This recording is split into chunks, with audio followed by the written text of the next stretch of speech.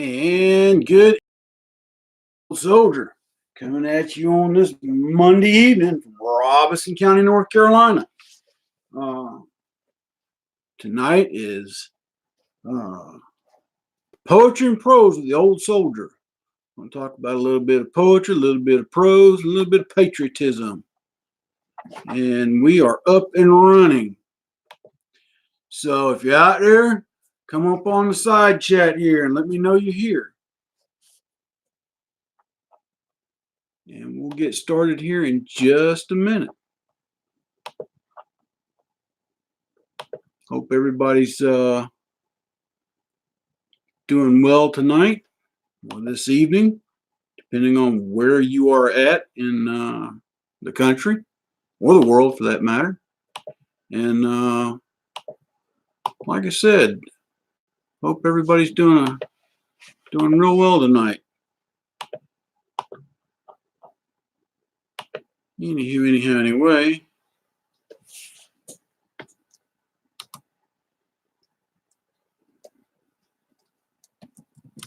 Trying to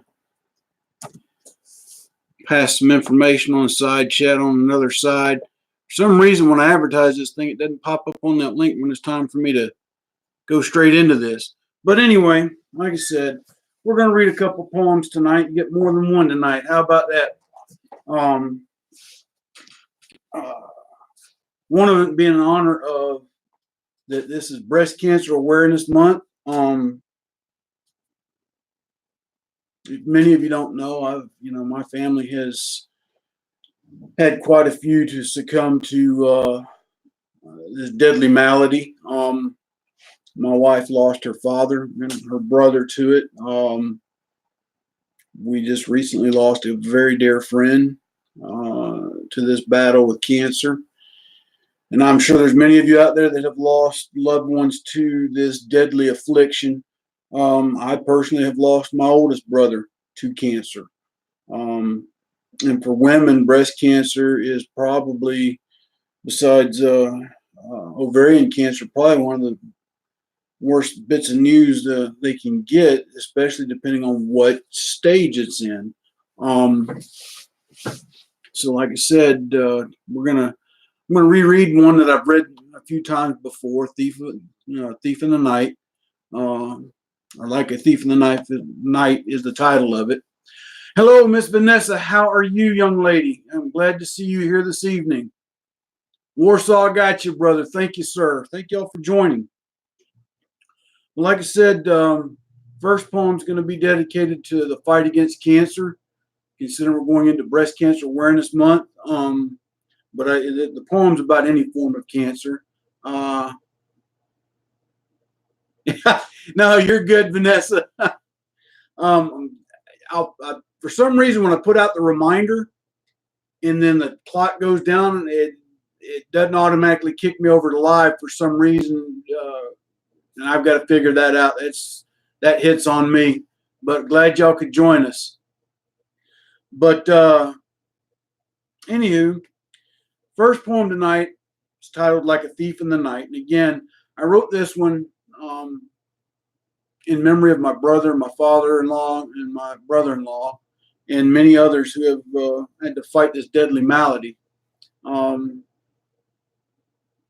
hopefully someday, Lord willing, there'll be a cure found for this disease in all of its multiple forms. But we'll go on and get started with this. Like a thief in the night.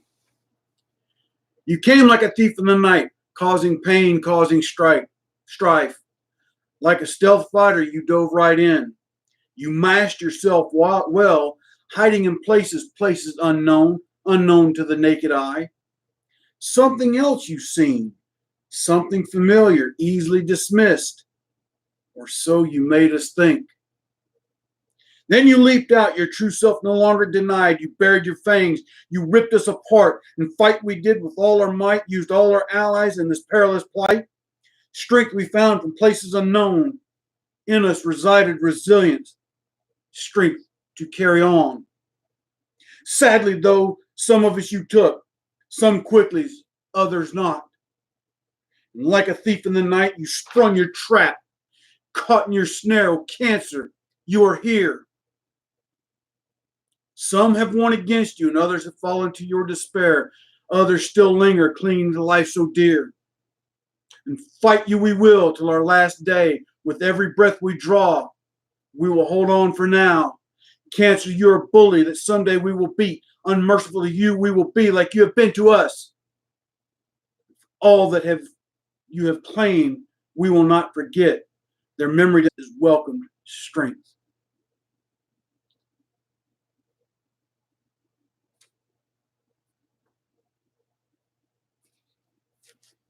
Like I said, I lost my brother to pancreatic cancer. My father-in-law, stomach cancer. His son, my brother-in-law, stomach cancer. We just had a good friend who passed from bone cancer. You know, if anybody that's ever contracted it or been afflicted with it, it devastates the body, the mind, and the spirit. All seems like it all comes at one time. Hey, Free Spirit, I see you there. Thanks for joining us tonight.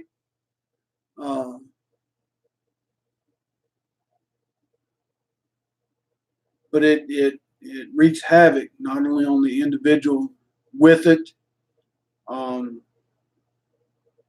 also to their family and their friends. My wife's had several friends that have succumbed to it. We've had some friends that have beat it. But the thing is, if you beat it, if anybody that's ever had cancer knows, they'll linger in the back of your mind that it could come back someday. And sometimes it does to people. When it does, it comes with a vengeance. And I'm not going to call any names to protect privacy, but there's an individual that I work with that has been stricken not once but twice and has beat it so far both times.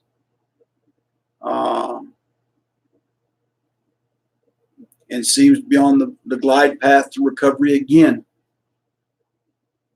And I pray for this individual every day that the Lord will continue to put his healing hand upon them. But today, while I was thinking about that, I said, I'm going to write this one too, because sometimes when you're up against the wall and you're, like case example, cancer, that life scare, you begin to treasure the simple things. For those of you that are watching that have been deployed across the world, don't know if you're going to come back home or not. You start to look back and treasure the simple things. So I was at my doctor today. I had a regular doctor's appointment. I had to go get a yucky flu shot. Of course, I tried to get my wife to take my flu shot for me, but she said no. Said she already had one. So I was like, okay. She wouldn't take my flu shot for me. So I had to get a flu shot. But no. But while I was waiting to see the doctor today, I wrote this one, and it's titled Simple Things. And it goes to read, what do we value? What do we cherish? What brings us joy? What do we love? Simple things in life. A kiss on the cheek, just a warm smile, or a simple hello. Someone to talk to. A stroll on together on the beach. In front of a fireplace. Reading a good book. I'm trying to read my own handwriting here, folks. It's kind of in a rush.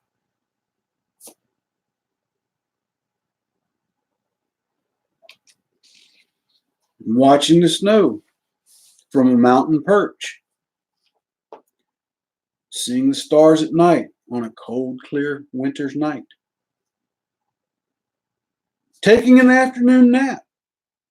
Watching an old movie, popcorn in hand.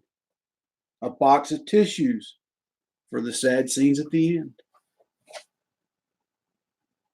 Coming home to a warm meal, the comfort of home, relaxing in a favorite chair, to sleeping in your own warm bed.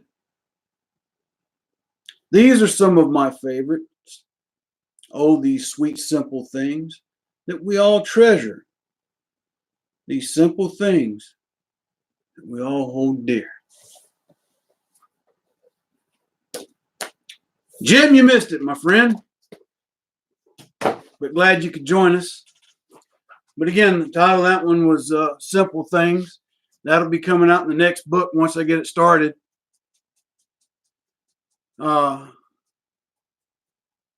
So hopefully we'll get that third book out. I want to get it out hopefully by the spring. But I got to come up with some more material. So if y'all got any ideas for what you'd like to see put into a poem, shoot me an email at ransomanoldsoldier@gmail.com. And we'll see what I can work up. But yeah, good to see so many people here tonight so far. Got 7 of you have showed up. That's awesome. Glad y'all are here this evening. And if you've showed up and you haven't chimed in on the side chat, just say hello over the side chat. I've got Warsaw Patriot here. I've got Free Spirit Press News, Jim Beer, Vanessa Kitty. And if I missed anybody, well, let's see. Let me scroll back to the top of the side chat just to make sure. No, I see we got everybody. If my eyes haven't let me down. But that's all right. Glad all y'all could join me. But anyway, like I said, it's Cancer Awareness Month for breast cancer. Anytime they're doing a cancer awareness, though, I just choose to support them all. Like I said, just deadly malady and disease that just out there. It takes its toll on people and their families. And I don't wish that on anybody whatsoever. Not even my worst enemy would I wish that on. But anyway, like I said, tonight we're going to do some poetry and prose and talk about some patriotism and things of that nature. Need to pray for our president and that bunch of idiots that call themselves Congress, that they might get their heads out of their fourth point of contact and start working for the American people for a change instead of their own ill-begotten wants and pleasures and hatred and everything else that they're trying to do to our nation. If they put just as much effort into supporting research for the cause for the cure, for the cure for cancer as they are trying to impeach the current president, they might actually find it before the end of his first term. But that's just my opinion, folks. What say you?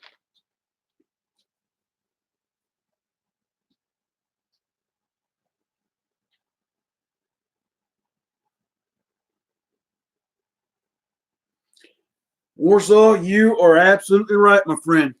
That's a valid point. It's a valid point. And sadly, sometimes it takes that to get families to reunite as well. When I was a recruiter, I dealt with many young people, and there was a particular individual I dealt with that someone dear to him, contracted cancer, and that's the only thing that really brought their family back together. Power of Christ, though, that's the other thing. I've seen people come to salvation because of cancer. My oldest brother was one of them. My oldest brother for years thought that God had abandoned him, so he abandoned God. But when he got his diagnosis, he would call and ask questions, and eventually it came to the point that he told me that he had gone to the altar where he'd started going to church and had made his confession and had seek to be washed in the blood of the Lamb. And I regret that it took cancer to bring him to salvation, but I mean, it is what it is. For some people, that's what it takes. Others, but I've got faith in the Lord that I'll see my brother again in heaven. But again, well, Warsaw, I think we all have fallen into that pitfall at some point in time or another. Um,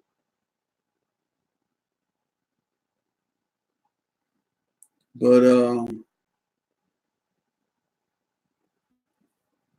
you know, especially when I was in my younger days, when after I'd taken or received salvation, I went off in the army, and well, I got away from mommy, I got away from daddy, and I went into things that I'm not proud of. I did things that I would not never in a million years tell my mama I did, nor my dad. Um, but at the end of the day, he was there for me, Christ that is, and never abandoned me. So that's the thing, we abandoned him, but he never abandons us. Like I said, though, you know, I would like to see a cure come for cancer. It may not. You know, maybe when Christ calls us all home, that you know that'll be that definitely would be the final cure. That'd be the final cure for all maladies, not just cancer. Um, my father's side of the family, most of the time it's heart disease that got most of them. My mother's side of the family is anything from heart disease to tuberculosis to cancer to, well, in my mother's case, idiopathic pulmonary fibrosis. And all the doctors could tell her was that when my dad, well, she grew up here in North Carolina, and as a young girl, her family farmed a lot, and they farmed a lot of tobacco. And doing such, the doctor explained to her that she could have been exposed to particles from that. Also, the fact that my dad, a lot of places he worked at when we moved to Chattanooga, had asbestos, and he, you know, sometimes have to crawl through that stuff, not knowing then what it could do. And doctors told my mom there's any number of ways that you could, you know, contract something that caused this. We just can't pinpoint it. But she had pulmonary fibrosis, and basically, when it took her, she basically suffocated. Just to put it out there. That was whew, day's the 7th.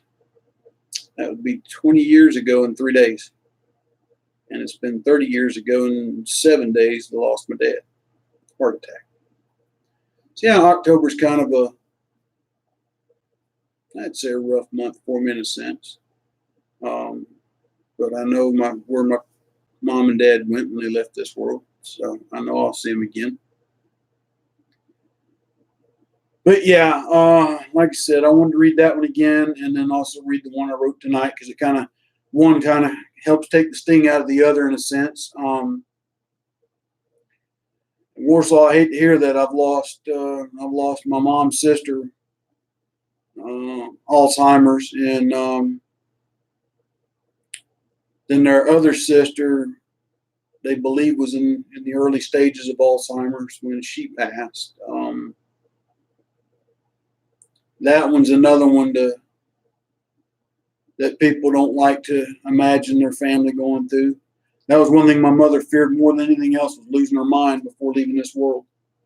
She said she could tolerate all the other mess, but if she lost her mind, so I'll keep you in my prayers, Warsaw. I hate to hear that. But you're fortunate that you've had her. I had one grandmother growing up, and really didn't know her that well. And I knew who she was. I knew she was my grandmother. But where she lived compared to where we did, we only saw her 3-4 times a year. That was just a situation in life, is what it was. But it was my dad's mother. She lived to be 94. God rest her soul. And I don't wish on anybody what happened to her. She raised 4 of her own children and 5 of her brother's children as her own. She lost all but 2 of them before she left this world. I don't think that's something I could ever bear, though, either. bury your child before as a parent.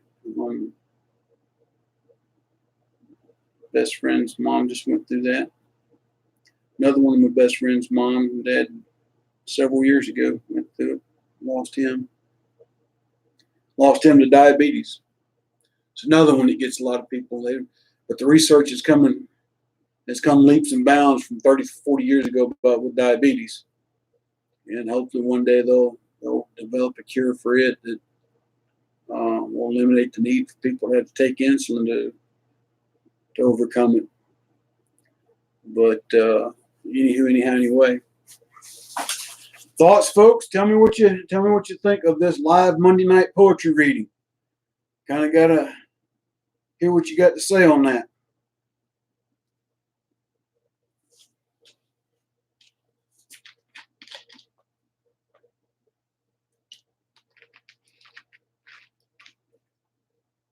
Do a poem on Chicago. Well, yeah, I could make Chicago the topic of a poem. Well, yeah, it needs change.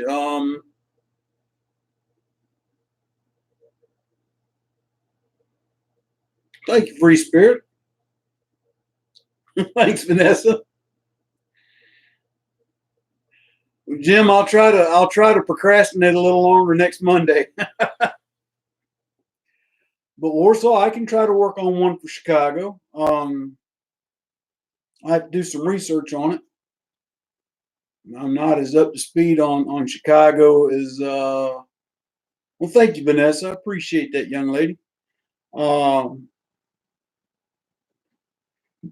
Illinois and several other places too. I told Mrs. Old Soldier the other day that great things are going. We might decide to pack up and go somewhere else ourselves. Well, sadly, Chicago, being as large a city and as old a city as it is, it has a lot of influence to the remainder of the state. Hypercube of monkeys. Okay, I'll give it a whirl, Vanessa. Hypercube of monkeys. Interesting title, but I'll take a look at it. But yeah, Chicago is Detroit, Atlanta, Seattle, Los Angeles. Well, and yeah, you're saying the states had it with Chicago. I imagine so. And there's parts of California that have had it with Sacramento and Los Angeles, San Francisco, and San Diego in a sense.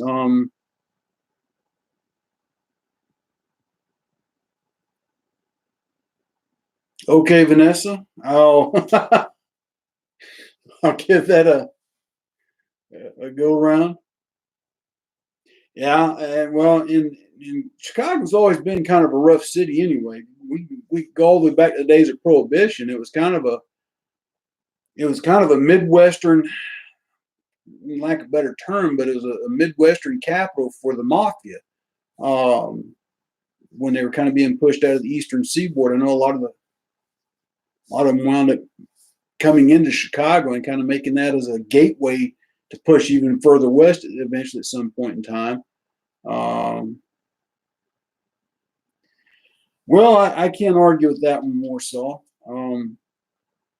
But really, sadly, what needs to happen is the state needs to just take the city over until the city until they can get a, like a better term, a competent government in place to manage and administer the city, which the state technically has the power to do if the city gets to the point and proves it can't manage itself. But getting the state legislature to do that would be a whole different ball game. Hyper, can you see now, Vanessa? You got my curiosity up. So now I got to go on my smartphone and look this thing up. It's going to stick in my craw, isn't it? Okay, hyper cube of Monkeys. Okay.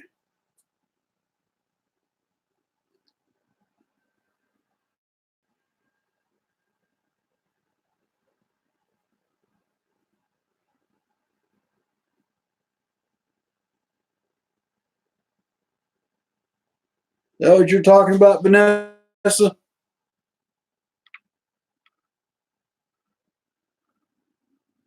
Because so that looks kind of scary.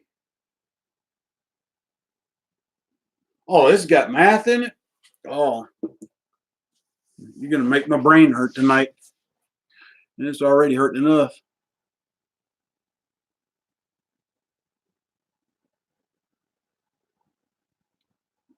See, that's why I was in the army. I was never good at algebra.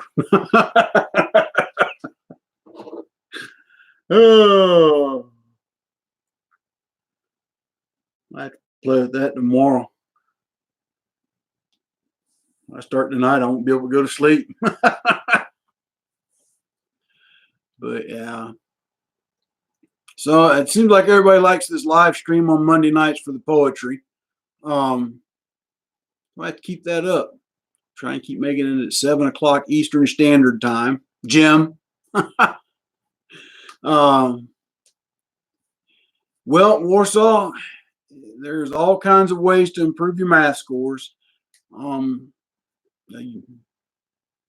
our son's best friend, who's for all practical purposes my other son, when he was living with us until he graduated high school, went and took his ASVAB. First time, didn't do well. And one of the local community college had a class for free that handled that. He actually increased his scores quite significantly. So that's something to look into. That's okay, Jim. I'm just teasing you. But I understand sometimes you got to work on the car, get things fixed, get them running. But yeah, we're going to try and keep it though at 7 o'clock every Monday. And see how we do from there with it. Well, Vanessa, you got a good point. When I was going through my degree during the last 2 years, I actually had to take a math literacy and measurement class for the degree field I was in. Now, some of it I was already familiar with. Some of it was, like we had, it basically was a refresher in algebra and geometry, but also what I liked about it, it had levels of consumer and industrial math. And what I mean by industrial math, math used in industry. Um, Outstanding, Warsaw. Outstanding industrial technology. But I had to take it, and I'm glad I did because in some of my electrical classes that actually helped out a lot, like the DCAC electronic class. Trying to remember those formulas, like the Pythagorean theorem. There's the dime store word of the day, folks. Pythagorean theorem. That's actually 2 words, but so I can't even count tonight.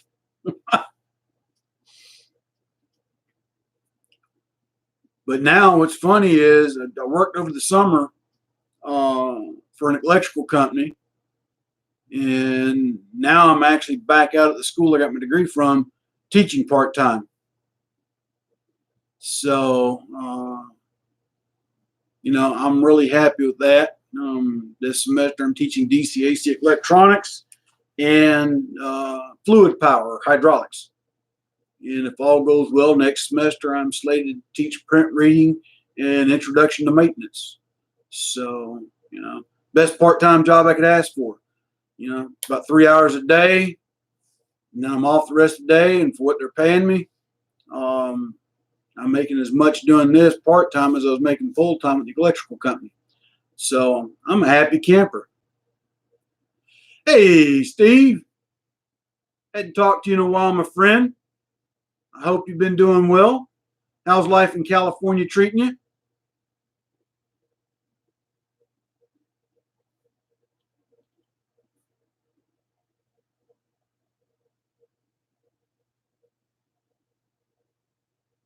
Awesome, awesome.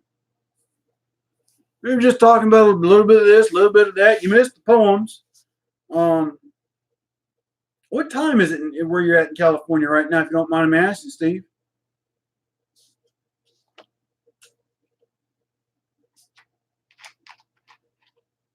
Because I can never remember the time change from East Coast to West Coast.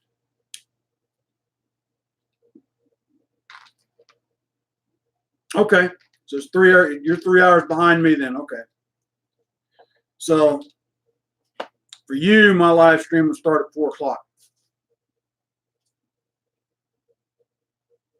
Because I'm going to try and make this a regular Monday occurrence, but it'll be about 7 o'clock my time.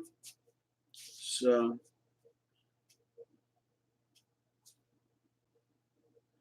we've been talking about cancer. We've been talking about Chicago, and we've been talking about Pythagorean theorem, and I'm gonna have to check that out. I saw it pop up. I just didn't have a chance to watch it, Warsaw.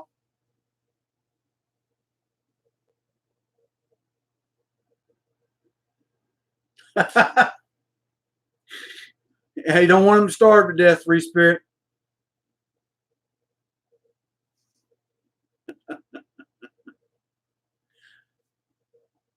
What's your question, brother?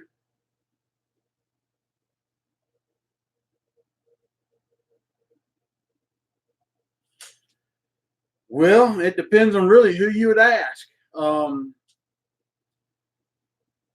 The perspective I've always been taught was that police are to protect and serve the public, and in that sense, by keeping the peace.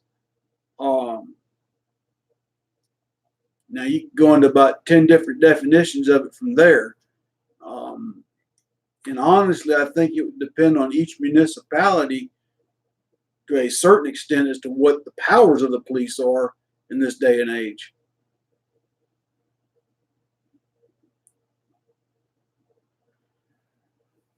Well, yes and no, Warsaw.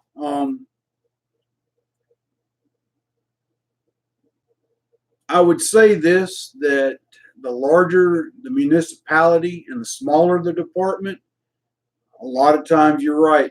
But if they're a larger department, sometimes they can get there and stop things before they happen. But as I'm a firm believer, though, that when seconds matter, police are minutes, if not hours, away. Sadly, the police nowadays get blamed for things that are out of their control as well. Take, for instance, now, and Steve, correct me if I'm wrong, because this applies to California, and I'm only going by what I heard in the news, that now the police, that I want to say the California legislature passed a law that basically the police have got to get permission before they can draw their firearm or sidearm when engaged with a criminal. I think it's a bad move. But on the other hand, you still got some wild cards out there that pretend they're in the old west, I guess.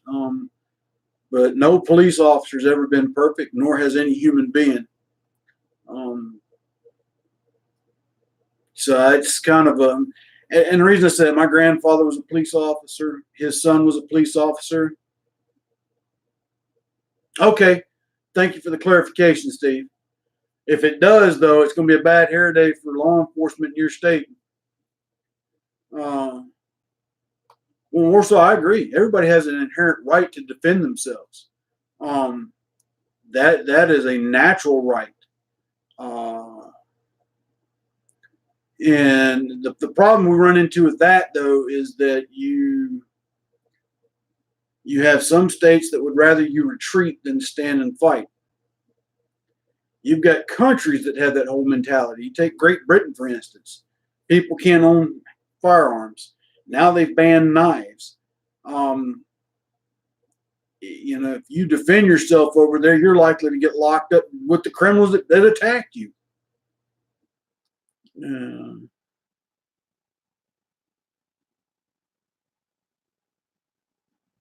They have also.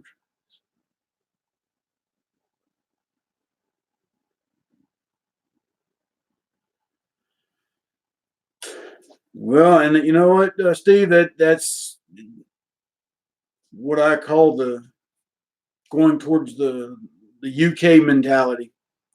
I think your state would eventually like to disarm the police completely.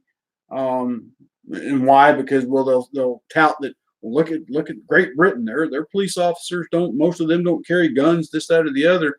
Um, but again, at the end of the day, that teaching your people to retreat mentality eventually deprives them of the right to defend themselves.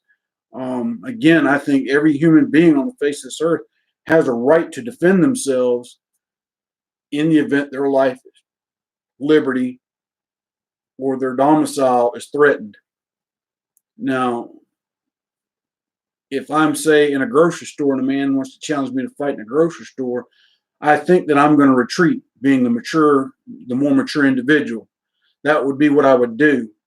But if the individual continued to chase, pursue, or better, worse yet, threaten my family, then yes, I'm going to stand up to the threat and neutralize it with the necessary force to do so. Now, with that being said, I'm not condoning anybody to go and kill anybody, anything like that. But I'm just saying that we all have a right to defend ourselves, but sometimes you got to ask yourself, what is the best course of action in that process? And is it stand and fight, or is it retreat and live to fight another day?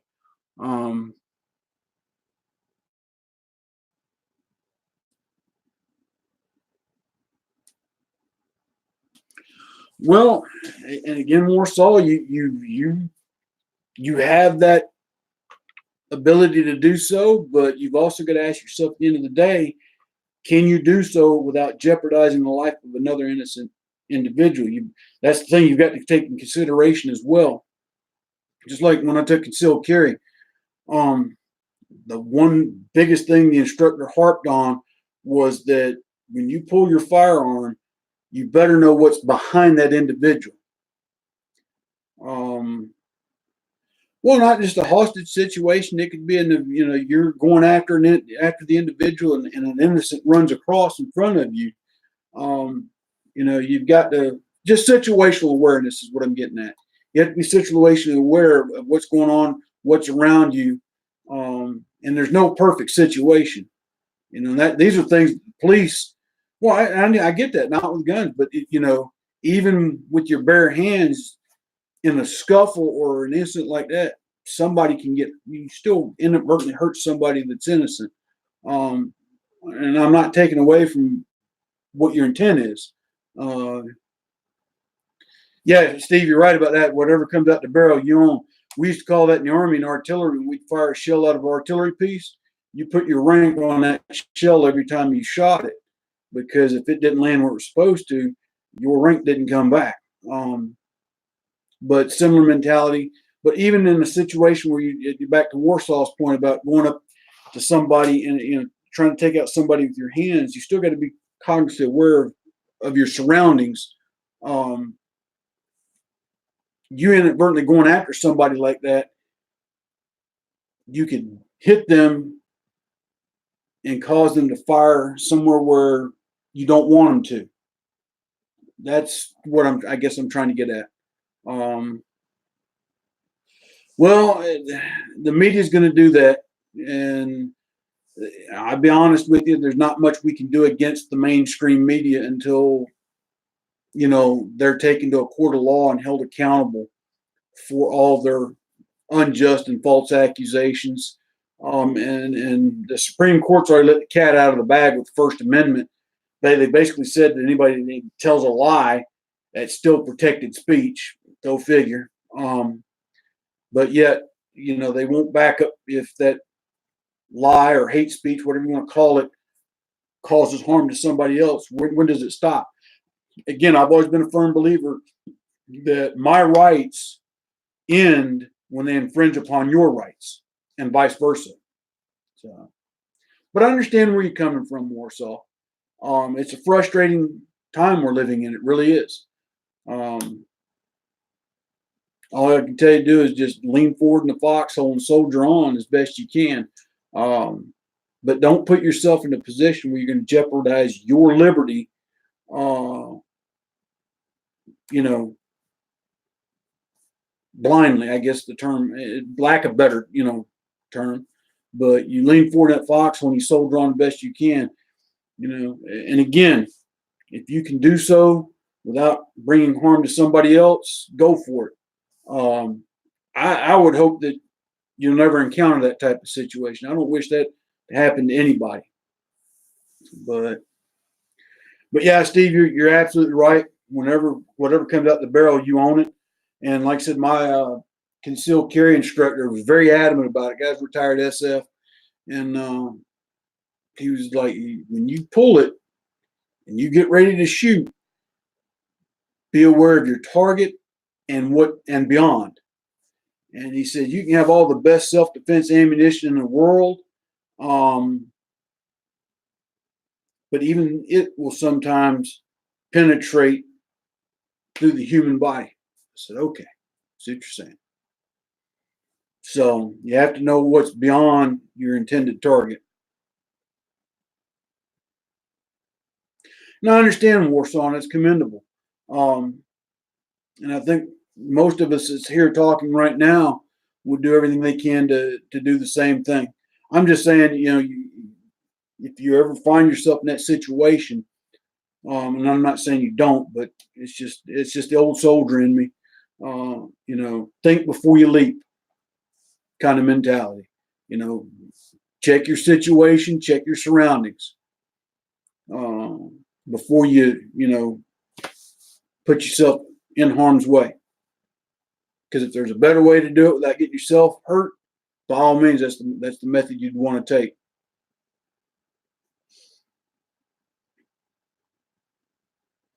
And again, I'm not saying anything. Everything what you said has been valid points the whole way. It's just some advice from an old soldier.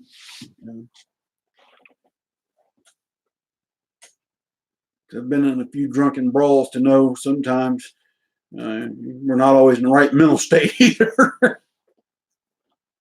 But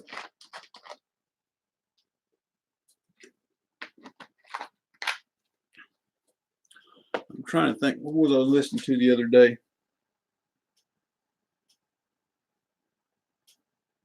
Well, the other day, one of my videos talked about the law enforcement officer. I think it was Texas that just got sentenced to 10 years for going in the wrong apartment. And then what I thought was just one of the most awesome acts of kindness I've ever seen in my life is when the victim's brother came up and hugged her and forgave her. Then the judge went to her chambers and gave her a Bible. And then our said mentioned media decided to condemn the judge for trying to encourage this lady because, and I've talked to, and like I said in my video that day, I've talked to several law enforcement officers and correctional officers in the past. And it's just one of them curious questions of what prisoners get the worst treatment from other prisoners or inmates. And Steve, if you're hearing this, maybe you can tell me if I'm right or wrong. But the ones I've all talked to have stated that the two types of prisoners that get the worst treatment are pedophiles and former law enforcement that get arrested and sent up. So I can only imagine what this young lady's going to have to face when she gets to where she's going for the next 10 years. Because I don't think she's even got a possibility of parole with that sentence. I think she got a flat 10 years for murder. And she seemed, at least on video, seemed to be very sincere about her, what she did. As far as apologizing to the family and for what she did was wrong, being sincere, knowing that she was wrong for doing it. Now whether that's the case or not, I don't know. Wasn't there in the courtroom. Don't know the lady, but I just thought it was very compassionate. Got you, Steve. Appreciate you kind of confirming that. Like I said, it's just, right across from one of the classrooms I teach at. They've got classes that the COs here in North Carolina in this area can come and take. And I've talked to some of the instructors, and it's like I said, just a curious question. Absolutely, Warsaw. Absolutely. Like I said, for that young man, the brother of the victim, to do what he did, it spoke volumes of his faith, and it kind of gave my faith a booster shot that it's been needing for a while. But yeah, I do feel sorry for her situation. She's going to have a rough 10 years ahead of her. And hopefully at the end of it, she'll come out a better person and can move on with her life. I really pray and hope that's what happens. But anyway, folks, it is 45 minutes into this, and I appreciate all those that have showed up. I want to thank everybody for coming. Steve, next time, try and get here a little early and catch the poetry. But tonight's poems were dedicated for the fight for cancer, and then just the simple things.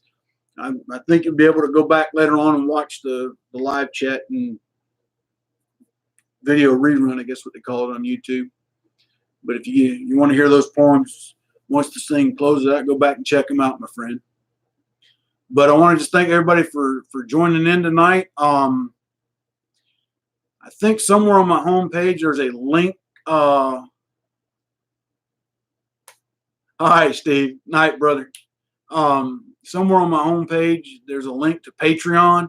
I've started a tier on that, and it just basically, if you buy into the tier, I'll send you an autographed copy of Thoughts of an Old Soldier.